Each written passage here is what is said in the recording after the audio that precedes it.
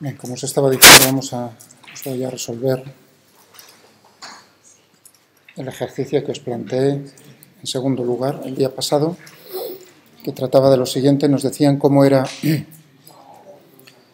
el campo eléctrico en el espacio, un campo eléctrico que tenía simetría esférica.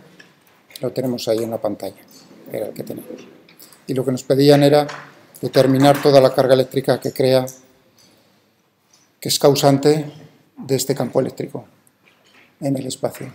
O sea, era aplicar la ley de Gauss, como os dije, pero en vez de, digamos, la forma que uno, o como he hecho yo con vosotros, que es, os doy la distribución de carga, y que tenga simetría suficiente para poder aplicar la ley de Gauss y obtener de la ley de Gauss el campo eléctrico. En este caso es justo lo contrario, pero es lo mismo.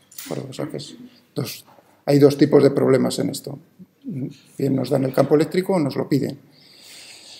Si nos piden el campo eléctrico nos tienen que dar la carga, la distribución de carga. Si no, pues al contrario. Vamos a ver. Entonces vamos a aplicar. Tenemos, ¿no?, que era, si no me equivoco, donde A y B eran dos parámetros.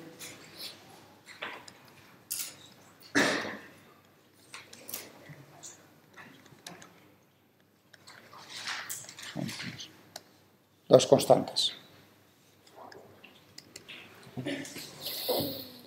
Muy bien.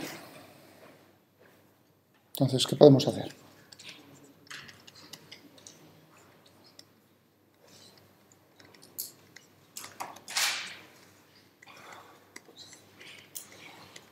Simetría esférica. Aplicar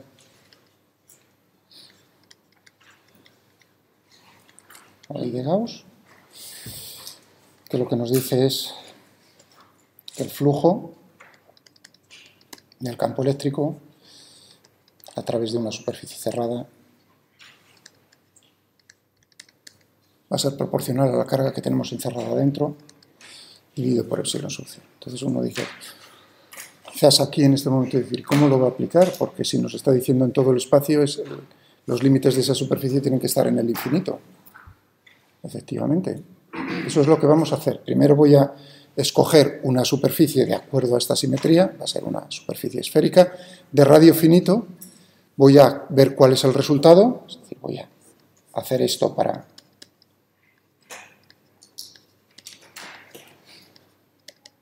esférica, centrada en el origen.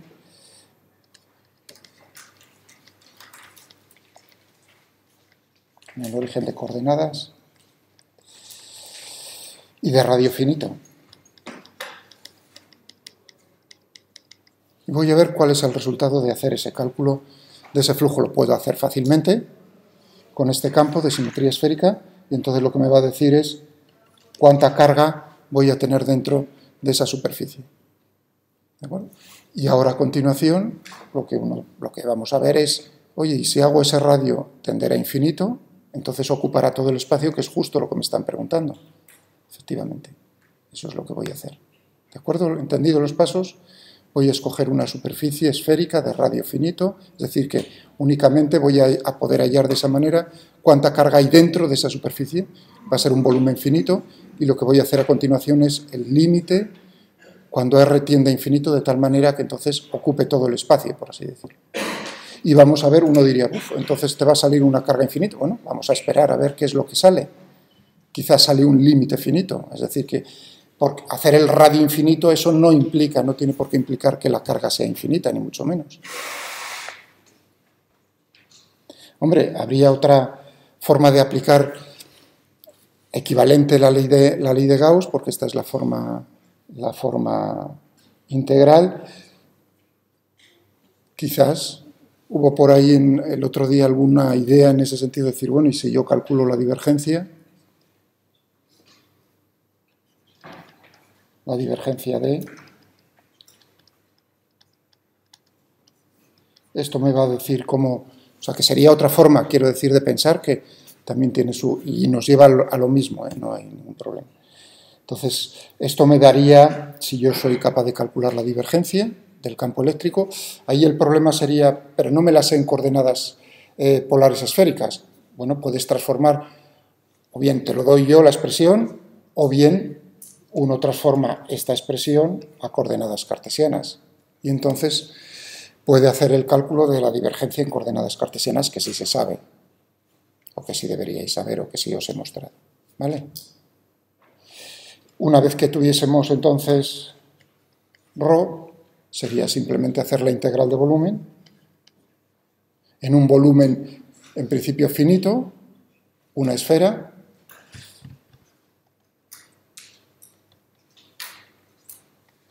¿de acuerdo?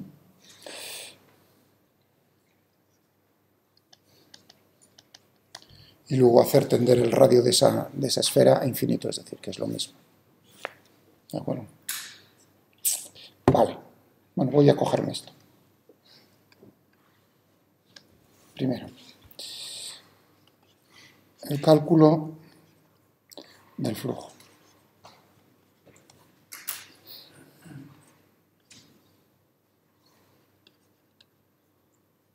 Superficie esférica. ¿Qué es lo que tenemos ahí? Tendremos... ¿Cuánto era E? Teníamos A dividido por R cuadrado. Y esto escalarmente por diferenciales.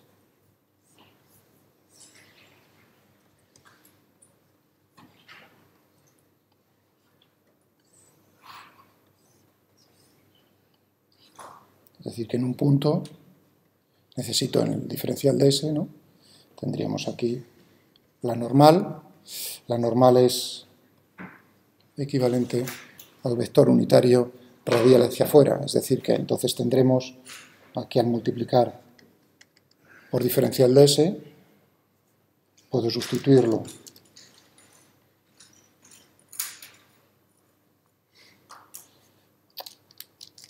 por su módulo,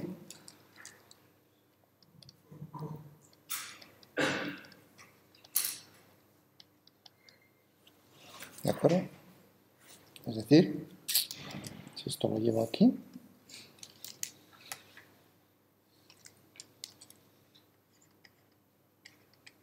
entonces tengo el producto escalar de estos dos vectores, que es 1,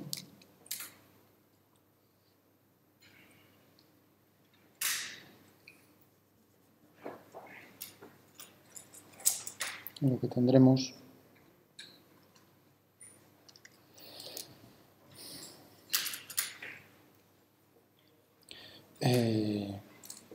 es esta superficie.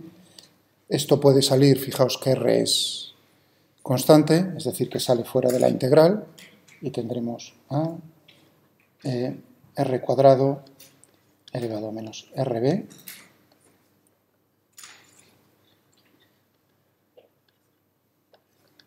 diferencial de S, porque R es una constante, R es el radio de la superficie esférica, un valor determinado. ¿Esto cuánto vale? Esto es 4pi R al cuadrado, de tal manera que entonces tendremos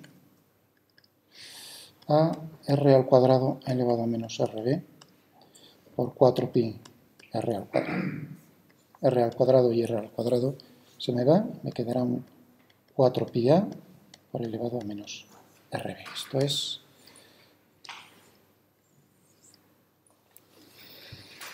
¿De acuerdo? Esta es igual entonces por la ley de Gauss.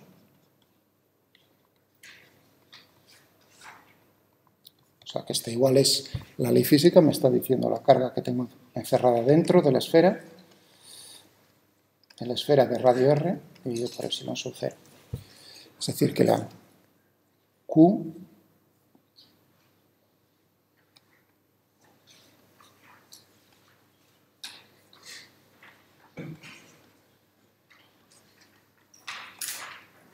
(4pi-a epsilon sub 0 elevado a menos R dividido por B, si no me equivoco. ¿Vale? Muy bien, ¿y ahora qué hacemos? Ahora hacemos el límite, hacemos la esfera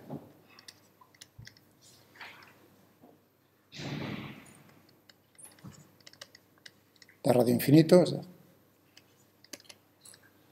el límite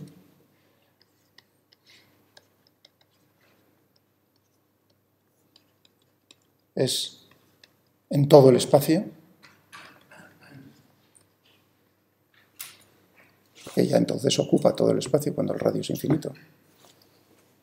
Tendremos que hacer entonces el límite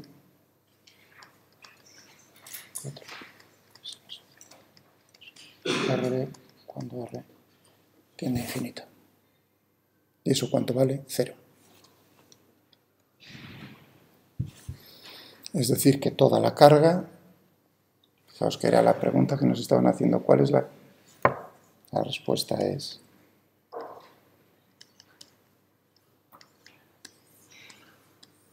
la carga total neta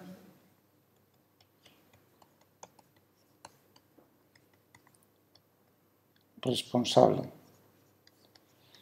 de la existencia de ese campo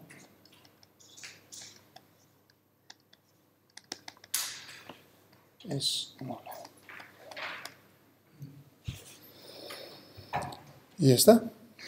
Ese era lo que nos preguntaban. Este era, si recordáis, creo que os mostré en el puzzle, ahí daban 3 respuestas posibles. En una intervenía A, en otra intervenía B y la otra era 0. Y bueno, podemos, ya que hablé antes un segundo, decir por la divergencia, pues puedo hacerlo así rápidamente con el ordenador, casi mejor que a mano. A mano, ¿no? O sea que si yo quisiese ahora ver cómo es la divergencia D en coordenadas cartesianas,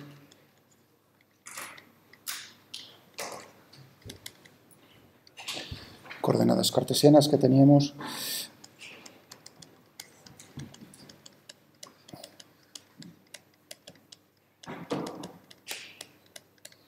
con esto podría, digamos, ampliar, si queremos ampliar, o la curiosidad de decir, bueno, pero esa es la carga neta en todo el espacio, estamos sumando toda la carga, pero en un punto del espacio, ¿cómo es la densidad volumétrica? Entonces tendríamos que cogernos este cálculo.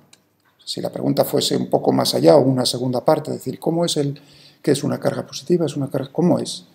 ¿Cuántos coulombios por metro cúbico hay a una distancia r determinada del origen de coordenadas? Entonces tendríamos que hacer este cálculo. Ya digo que si uno solo se lo sabe en cartesianas, que es lo normal a esta altura, o bien os daba yo la expresión más sencilla para coordenadas polares esféricas, pero vamos a hacerlo de las dos maneras.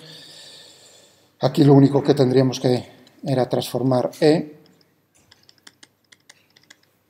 ¿No? Teníamos aquí A dividido por x cuadrado más y cuadrado más z cuadrado. Era al cuadrado, por lo tanto, bueno, lo dejo así entre paréntesis, no hace falta los paréntesis. Elevado a menos r sería x cuadrado más y cuadrado más z cuadrado, elevado a 1/2 dividido por b. Y ahora teníamos el vector unitario radial r, eso significa que ahí tendría que tener x por y más y por j más z por k, dividido todo por la raíz cuadrada, o bueno, todo elevado a 1/2.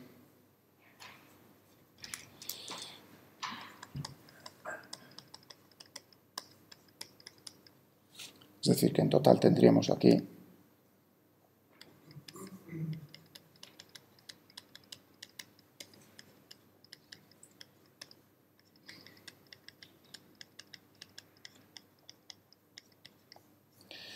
por x por y más y por j más z por k. Ahora ya uno puede calcular esto. Con uno, digamos, una vez casi es suficiente, porque lo otro es simplemente intercambiar ya los índices. X por y lo que nos sale al hacer las derivadas, podemos hacerlo.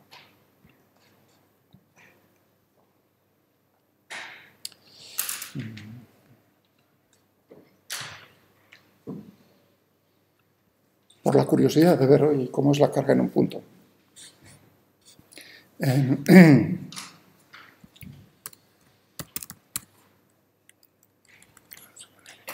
F o F.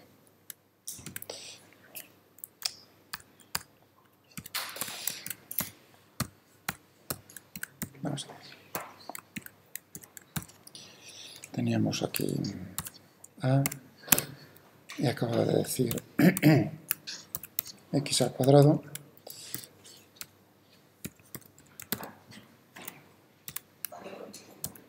ahora lo cambio 3 medios y z.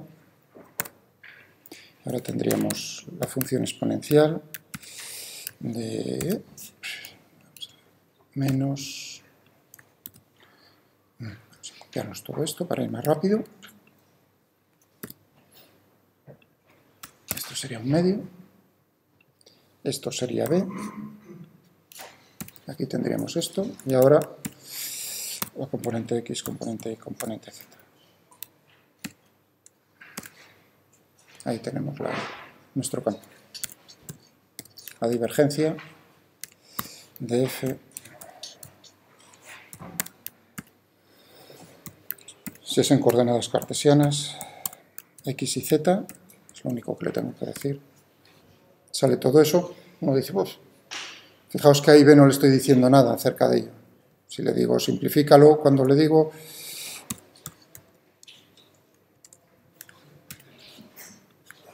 esto es algo que intento muchas veces cuando tengo parámetros que no doy valores numéricos. Entonces él considera por defecto que A y B son reales. ¿De acuerdo?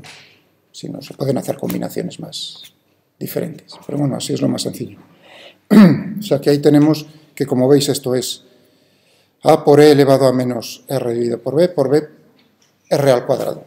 Eso sería la expresión. Si yo quisiera haberlo hecho por... Esto os recuerdo que lo tenéis aquí en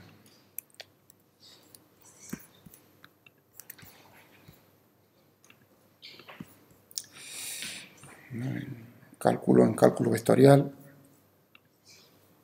por ejemplo, la divergencia. Si quiero utilizar directamente ya las coordenadas polares esféricas, simplemente le tengo que decir, pero claro, tengo que definir la función siguiendo esas coordenadas, que es lo que voy a hacer. Voy a llamarlo f. Entonces tendría en r, en θ, en phi, donde el significado de esas tres, bueno, lo hemos discutido ya varias veces. Ya lo sabéis. Entonces tendríamos aquí, voy a coger toda esta expresión. Entonces tendríamos aquí simplemente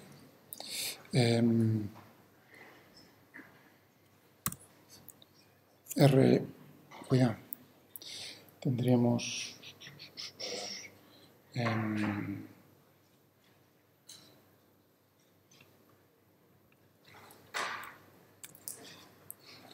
es R al cuadrado, aquí tendríamos R, y aquí simplemente tendríamos, ¿qué es lo que tengo que poner? 1,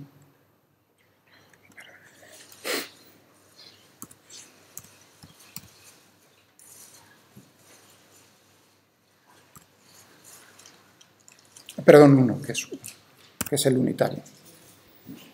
Que es el unitario, porque ya he dividido por el módulo de R. Es decir, que tendríamos esto. Y ahora tendríamos... Y esto lo he hecho mal. Esto era R al cuadrado. Eso sí. Esa es la expresión correcta. Al dividir R00 dividido por R me queda 1, 0, 0. Y ahora tendría aquí la divergencia.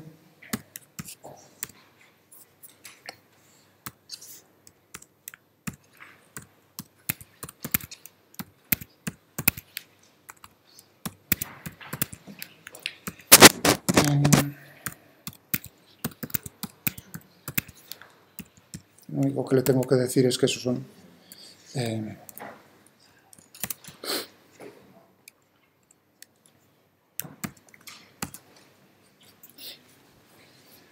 ya está.